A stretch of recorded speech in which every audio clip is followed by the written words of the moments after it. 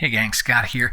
So if you're subscribed to my newsletter, I shared with you that I had really wrenched my ankle during my last workshop. So I've been much more tethered to a desk recently. The ankle's getting better, but it's not quite ready for prime time to get back out hiking in the landscape.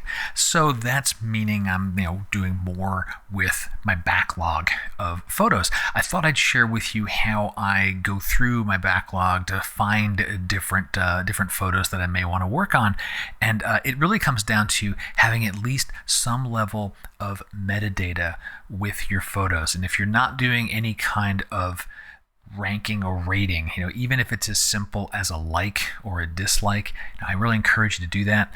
I use a few things to do my workflow and track things, and I also run a GPS tracker when I'm out and about, so I know where the photos were taken. Those two things really come together for me when I'm going through my backlog. So let me show you how I'm approaching this here. So I'm in Lightroom, where all of my originals are, and whether you're in Lightroom or On1 or Luminar, I have a travel folder on my computer, and everything underneath that is all of the photos in my entire library. Now, if you're an On1, this is what you would do with a cataloged folder. Catalog your top level folder and let it find everything else, so you can do these really broad searches across your library. So in Lightroom, I'll use the filter toolbar up at the top.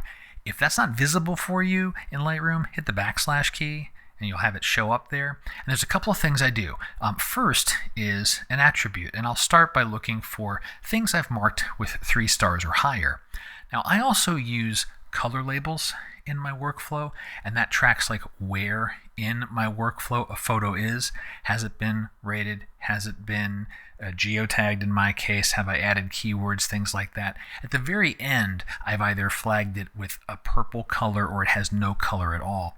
I'm looking for things that I'm ready to start processing or ready to keyword, so I will even refine this with a couple more color labels, and so this is already reducing things.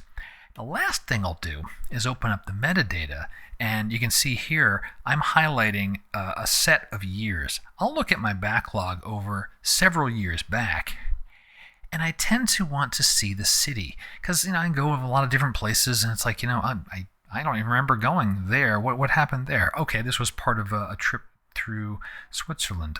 Borrego Springs, that might have been some desert work, and some of this can go pretty far back, 2022. I start to go, I forgot that I'd visited this place. I went out to photograph the Milky Way.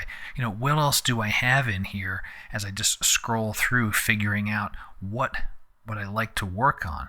Florence, this would be in Oregon, so Florence, Oregon, not Florence, Italy. It's like, I don't remember going to Italy way back then. And, I kind of, am able to go on down through things like this. And so, I'll sift through the catalog like this, find things that I might be interested to work on. And if I am, then I'll either add it to a quick collection. Lightroom, I can just hit the key B, and that will put it up into this quick collection.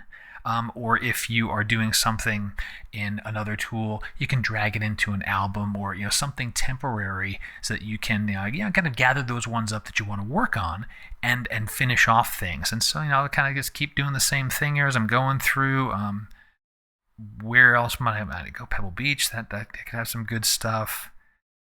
I like that one. I'll hit that one, add a few things to the quick collection, and then when I'm ready to get to work, go over to the quick collection, turn off my filters, and I've got things in here that I might want to go and work on and do some more processing.